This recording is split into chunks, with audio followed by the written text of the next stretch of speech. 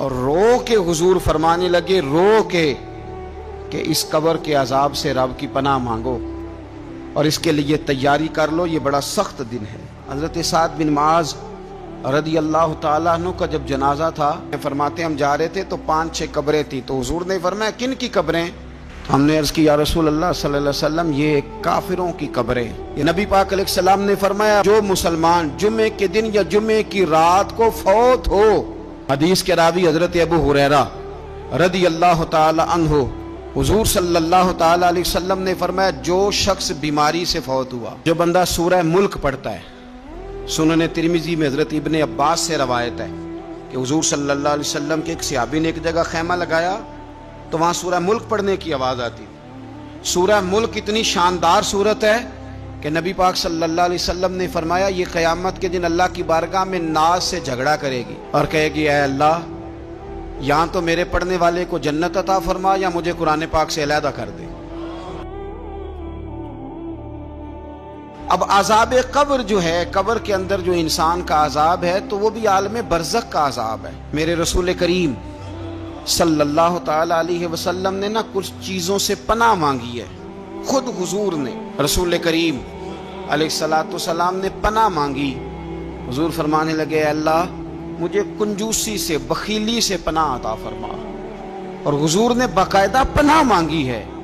کہ اے اللہ مجھے ارذل العمر ہونے سے پناہ میں رکھ، جب عمر اتنی زیادہ ہو جائے کہ وجود کے حصے کام کرنا چھوڑ جائیں، اس سے پناہ مانگی۔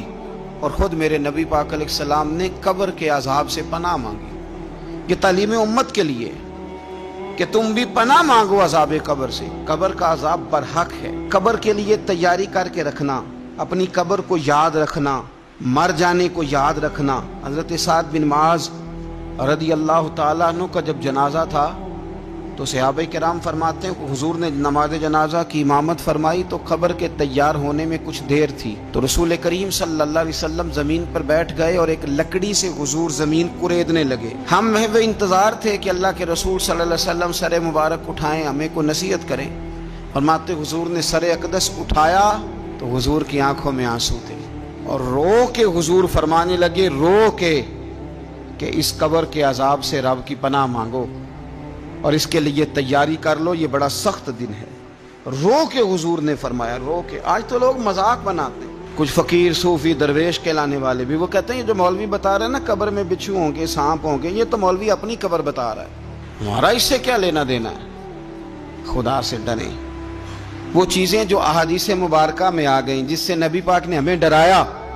ہمیں سمجھایا، آپ اس تنبیہ کو، اس نصیحت کو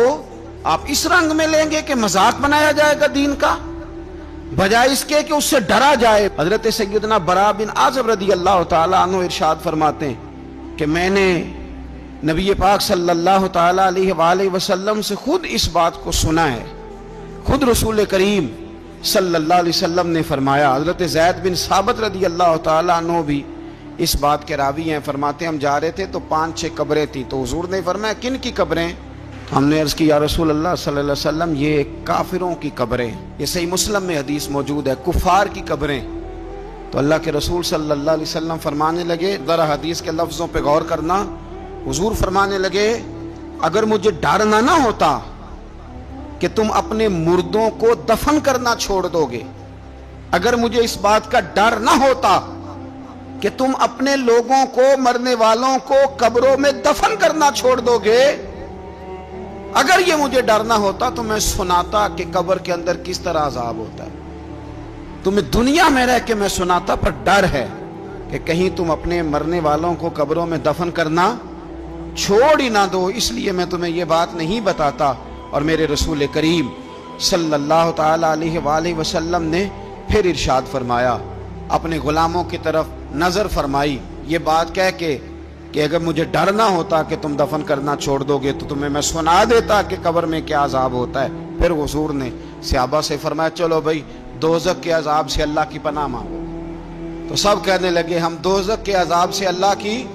صحابہ نے کہا ہم دوزخ کے عذاب سے اللہ کی پناہ مانگتے ہیں۔ پھر نبی پاک صلی اللہ تعالی علیہ وسلم نے ارشاد فرمایا تم سب کہو کہ ہم قبر کے عذاب سے اللہ کی پناہ مانگتے ہیں۔ تو صحابہ نے کہا ہم قبر کے عذاب سے اللہ کی پناہ مانگتے ہیں۔ پھر میرے رسول پاک علیہ الصلوۃ والسلام نے فرمایا تم کہو، سارے یہ کہو کہ ہم ظاہری اور باطنی فتنوں سے اللہ کی پناہ مانگتے ہیں۔ تو صحابہ نے کہا کہ ہم ظاہری اور باطنی فتنوں سے اللہ کی پناہ مانگتے ہیں۔ پھر میرے محبوب علیہ السلام نے فرمایا تم کہو کہ ہم دجال کے فتنے سے اللہ کی پناہ مانگتے ہیں۔ تو صحابہ کرام نے کہا کہ اے اللہ ہم دجال کے فتنے سے تیری پناہ میں آتے ہیں۔ نبی پاک علیہ السلام نے یہ الفاظ کہہ کے یہ بات بتلا کے ہمیں سمجھا دیا، ہمیں قائل فرمایا محبوب نے۔ یاد رکھنا، اس بات کو اچھی طرح سمجھ لینا کہ اگر مجھے ڈرنا ہوتا کہ تم اپنے مردوں کو دفن کرنا چھوڑ دو گے تو تمہیں بتلا دیتا کہ قبر میں کتنا سخت عذاب ہوتا ہے۔ میرے عزیز، کچھ لوگ ایسے ہیں جن سے عذاب قبر ہوگا ہی نہیں۔ میرے رسول کریم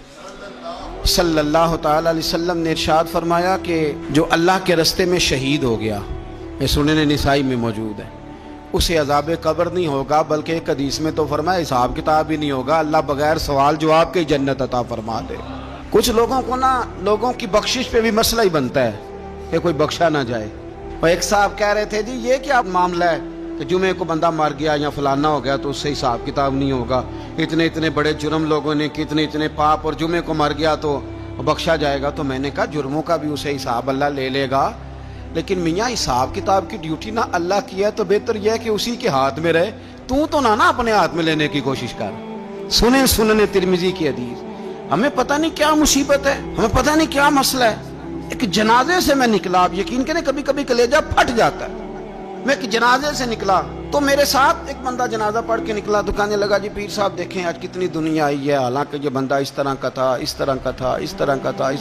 میں نے اسے کہا یار تجھے تو فکر ہی لگ گئی ہے کہیں جنت میں چلا ہی نہ جائے، تو اس طرح کرنا جنت کے دروازے کے سامنے کھڑے ہو جانا ڈنڈا لے کے کہ میں نے نہیں جانے دینا۔ شرم آنی چاہیے ہمیں۔ اللہ فرماتے ہیں جنت اتنی چوڑی ہے جتنے زمین و آسمان، اس کی چوڑائی زمین اور آسمان کے برابر ہے، تو ہم تو اپنے علاوہ کسی کو جانے نہیں دینا چاہتے جنت میں۔ اور بس کریں، جنت خدا کا فضل ہے، اور اللہ فرماتے ہیں میرا فضل میں جسے چاہتا ہوں عطا کرتا ہوں۔ یہ سنن ترمذی کی حدیث، اور اس کے راوی حضرت عبداللہ ابن عمر رضی اللہ تعالیٰ عنہ، نبی پاک علیہ السلام نے فرمایا جو مسلمان جمعے کے دن یا جمعے کی رات کو فوت ہو، اس کو اللہ تعالیٰ قبر کی آزمائش سے محفوظ رکھتا ہے۔ جو جمعے کی رات فوت ہو جائے یا جمعے والے، یعنی جمعے رات اور جمعے کی درمیانی رات چلا جائے یا جمعے والے، تو اللہ اسے عذاب قبر سے، تو میرے عزیز جو بندہ شہید ہو اس سے عذاب قبر نہیں ہوتا، جو آدمی جمعے کے دن یا جمعے کی رات چلا جائے اسے بھی عذاب قبر نہیں ہوتا۔ اور میرے رسول کریم صلی اللہ تعالی علیہ وسلم نے فرمایا جو بندہ ایک دن اور ایک رات، یہ حدیث صحیح مسلم میں، سنن ترمذی میں، مصنف عبدالرزاق میں موجود ہے، ایک دن اور ایک رات اللہ کی رضا کے لیے اسلامی سرحد پہ پہرا دے۔ میں اور آپ سوئے ہوئے ہیں، لیکن وہ لوگ جو فوجی بارڈروں پہ کھڑے ہیں، دیکھو مدینے والے محبوب کس کس پہ کرم فرماتے ہیں۔ ساری عمر نہیں، 24-25 سال کی سروس نہیں، فرمایا ایک دن اور ایک رات اللہ کی رضا کے لیے جو اسلامی سرحد پر پہرا دے، مسلمانوں کو کافروں سے بچائے، رب اسے عذاب قبر نہیں دے گا، اسے اللہ تعالیٰ اپنے فضل سے معاف فرما دے گا۔ ایک رات اور ایک، تو آپ کیا سمجھتے ہیں کہ ان فوجیوں کی کوئی چھوٹی شان ہے، ان کا کوئی چھوٹا مرتبہ ہے؟ ایک دن اور ایک رات اگر یہ پہرا دیں تو اللہ انہیں اتنا انعام عطا کرتا ہے۔ اسی طرح سن لو، یہ ذرا غور سے سننا، ابن ماجہ کی حدیث، اور اس کے علاوہ مسند ابو یعلا میں موجود حدیث کے راوی حضرت ابو ہریرہ رضی اللہ تعالی عنہ، حضور صلی اللہ تعالی علیہ وسلم نے فرمایا جو شخص بیماری سے فوت ہوا، قربان جاؤں میرے محبوب نے بیماری کا نام ہی نہیں لیا، فرمایا کوئی بھی بیماری ہو، فرمایا جو آدمی بیماری سے فوت ہوا اللہ اسے شہادت کی موت عطا فرمائے گا، اور وہ عذاب قبر سے اور قبر کے امتحان سے بھی محفوظ رہے گا، اور حضور فرماتے ہیں اس کو صبح اور شام جنت کے باغوں میں سے رزق دیا جائے گا۔ جو کسی بھی بیماری سے مرا، یہ لوگ بیماری سے مر رہے ہیں تو لوگوں نے اچھوت سمجھ رہے ہیں، اچھوت، یہ اچھوت نہیں ہے، اس لیے کہ لوارث نہیں، یہ خدا رسول کے ماننے والے ہیں، تم انہیں اچھوت کہہ رہے ہو اور مدینے والے رسول انہیں شہید فرما رہے ہیں۔ حضور نے فرمایا جو بیماری سے مرے شہید ہے، وہ قبر کے عذاب سے محفوظ رہے گا اور جنت کے باغوں میں سے اللہ رزق دے گا۔ لوگ کہتے ہیں دیکھو جی بڑا تنگ ہو کے دنیا سے گیا ہے، تو اس بندے کو بھی عذاب قبر نہیں ہوتا۔ اسی طرح جو بندہ سورہ ملک پڑھتا ہے، سنن ترمذی میں حضرت ابن عباس سے روایت ہے کہ حضور صلی اللہ علیہ وسلم کے ایک صحابی نے ایک جگہ خیمہ لگایا تو وہاں سورہ ملک پڑھنے کی آواز آتی، کوئی بندہ پڑھنے والا نظر نہیں آتا تھا۔ جب حضور کی بارگاہ میں عرض کیا تو فرمایا وہاں قبر تھی اور قبر کے اندر بیٹھ کے میرا صحابی سورہ ملک کی تلاوت کر رہا۔ اگر ہمیں خسرہ نمبر یاد ہو جاتا ہے نا اپنی جگہ کا، اور ہمیں پتہ ہوتا ہے کہ میرے والا حصہ کتنے کروڑ کا ہے، اگر ساری کہانیاں ہمیں یاد ہوتی ہیں تو سورہ ملک بھی ہمیں یاد ہو سکتی ہے۔ موبائل پہ اس کو ریکارڈ کر لیں، پھر اس کو سنیں کبھی بھی سورہ ملک میں۔ اور ہمارے سلسلہ عالیہ میں تو سورہ ملک وظیفہ ہے۔ ہمارے الوظیفۃ الکریمہ میں اعلیٰ حضرت نے لکھا ہے کہ رات کو سورہ ملک اور سورہ یاسین کے بغیر سونا نہیں۔ سورہ ملک اتنی شاندار سورت ہے کہ نبی پاک صلی اللہ علیہ وسلم نے فرمایا یہ قیامت کے دن اللہ کی بارگاہ میں ناز سے جھگڑا کرے گی اور کہے گی اے اللہ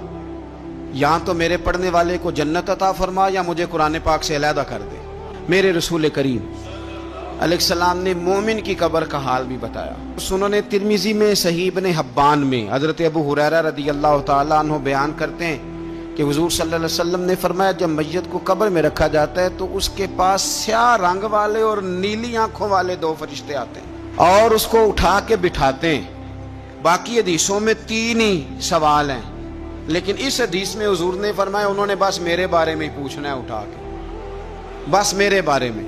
صرف یہ پوچھنا ہے بتا مدینے والے محبوب کے بارے میں دنیا میں کیا کہا کرتا تھا۔ تو اعلیٰ حضرت بریلوی تو کہتے ہیں میں نے تو کہہ دینا ہے سرور کہوں کہ مالک و مولا کہوں تجھے، باغ خلیل کا گل زیبا کہوں تجھے،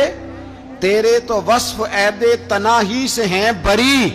حیراں ہوں میرے شاہ میں کیا کیا کہوں تجھے، لیکن رضا نے ختم سخن اس پہ کر دیا، خالق کا بندہ خلق کا آقا کہوں تجھے۔ اور پیر میر علی شاہ صاحب کہتے ہیں میں نے وہاں یہ کہنا ہے کہ مکھ چند بدر شاہ شانی ہے